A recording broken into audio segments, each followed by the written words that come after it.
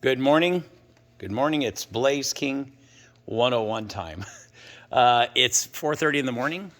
It's pretty dark in the shop. There's nobody here, but I thought I'd put a quick video together about the AF25 insert.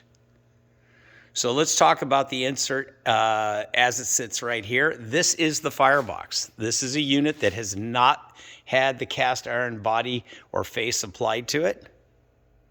So let's talk about the components of this firebox as we see it stripped down.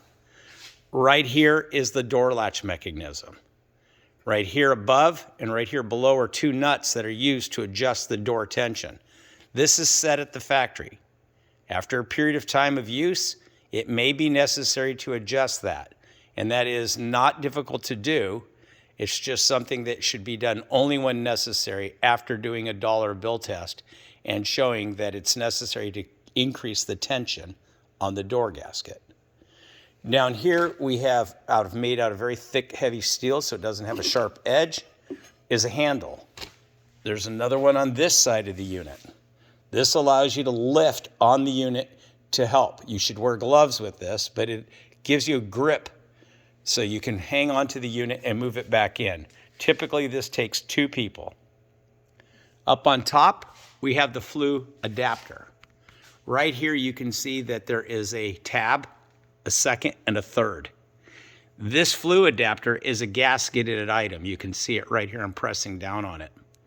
What's really nice about this flue adapter is that you can put the entire firebox into place, and after it's in place, you can connect the flue adapter to the liner, reach up, open the bypass, reach up, and you will see that there's a place you can grip this with a handle like a T that's built into the flue collar. You engage these two or three devices here, these three tabs. You make sure this goes underneath it right here. You want to make sure that this beveled edge goes under each of these three tabs. And then it must penetrate through the firebox at the back. And right here are two studs that will come in. You put these nuts on and bang, you're done. You've got it installed. And you've got it installed correctly. This is the bypass. The bypass is open and closed using a tool. It comes inside the owner's packet right here. There's a little trim piece that goes on the outside right top corner of the shroud to hang the tool on. This rod here is the thermostat connection rod. Inside this packet is an extra little set collar, and we'll describe that in a moment. Also inside, two metal strips. These metal strips are placed in the bottom of a brick or masonry fireplace.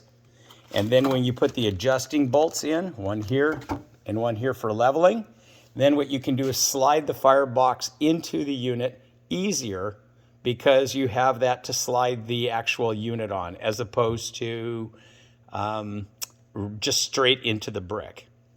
This wire is the thermocouple wire. It comes off the top of the unit, comes down here to this side.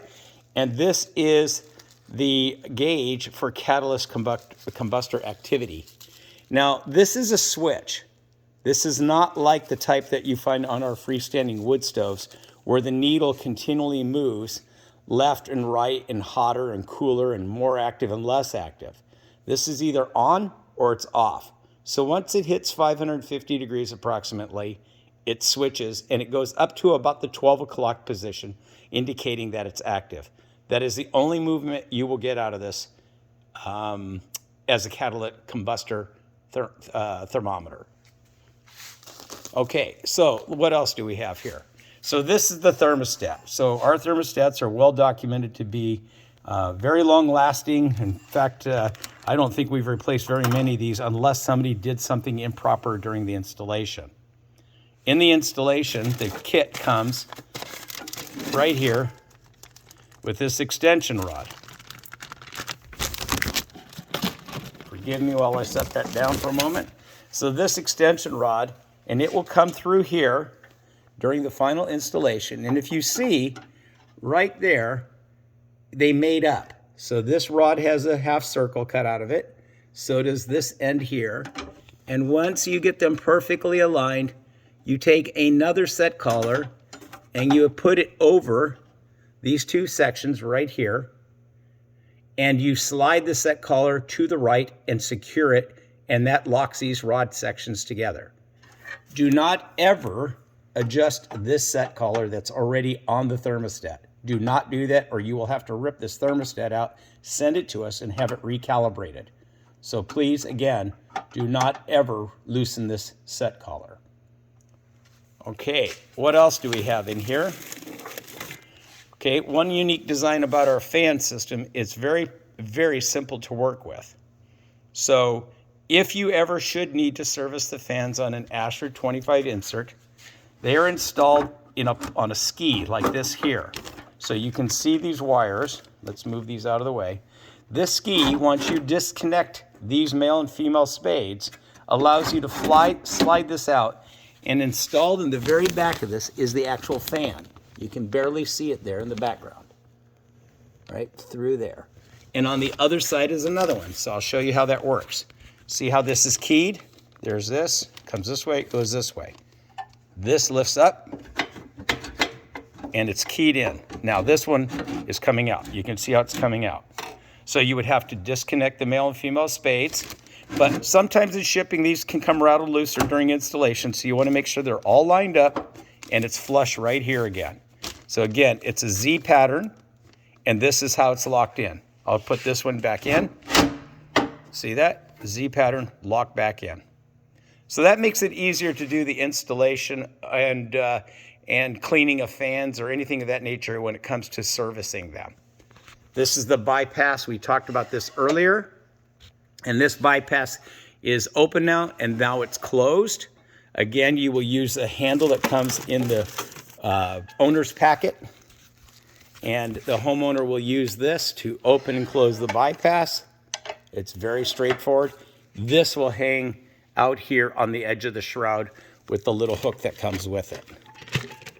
It's in the owner's packet. It's right there, this little hook. Okay, so the owner's manual does an excellent job of telling you how everything goes together. This is the hinge assembly for the door. Once this is set at the factory, there's no need for the consumer or the dealer, installer, anybody to touch it. These two brackets up here are where the casting to the front of the unit is installed. There's one here and one here. All right, so that is how the AF25 appears in the raw. Now let's step down the production line, and I had the guys very thankfully of them. Here we have one with the door installed. Here's the door going on.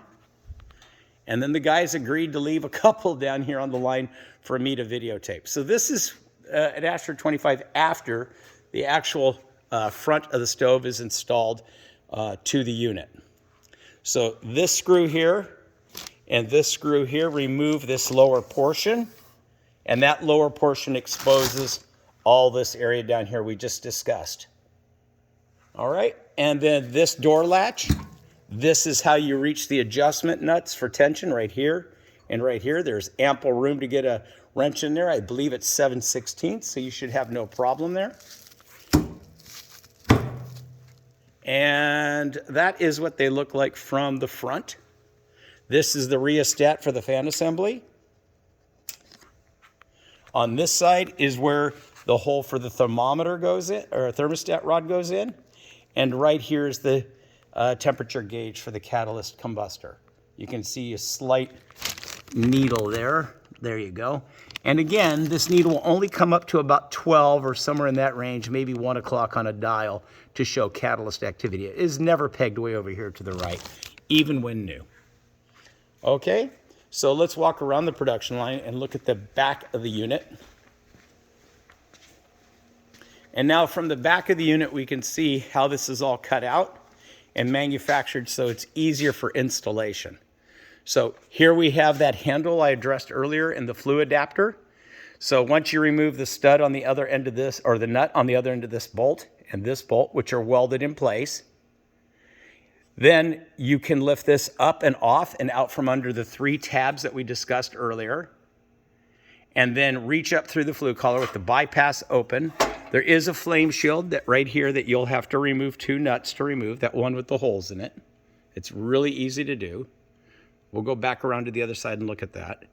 And then you reach up through this cavity, and this is attached to your liner, and you're reaching up this way, grabbing a hold of that, pulling it in under the tabs, and of course putting the nuts on these two studs. So that's the back side of the unit.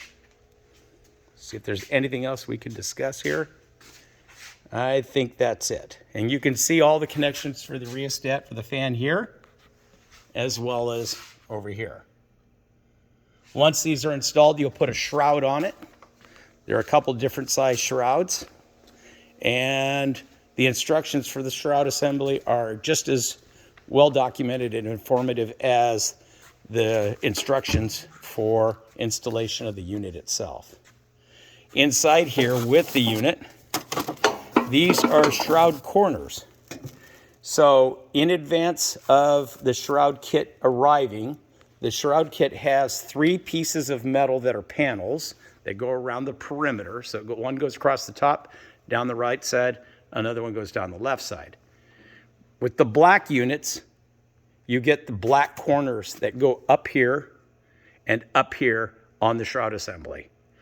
To avoid confusion, if you order the enamel brown insert, AF25 insert, inside the firebox, you will have 2 upper corners, left and right, that are enamel brown. They actually come with the unit. All right, we're going to come back down here so we can look at that flame shield. It's easier to see down here. There's a lot of light. And let's look up inside here. So this is the flame shield that you have inside the unit for the protection of the catalyst. And essentially it helps spread the heat load across the face of the catalyst. This is secured with a string before shipping, and this is how it's removed. It's sitting right here on this little lip. That is a catalytic combustor. You can see it inside the unit here. There's a gasket right here. It's called an interam gasket, and that gasket swells and seals this combustor in place once it's fired. Again, no tools necessary to work on it. You simply put this back in. It fits in a cavity up and above.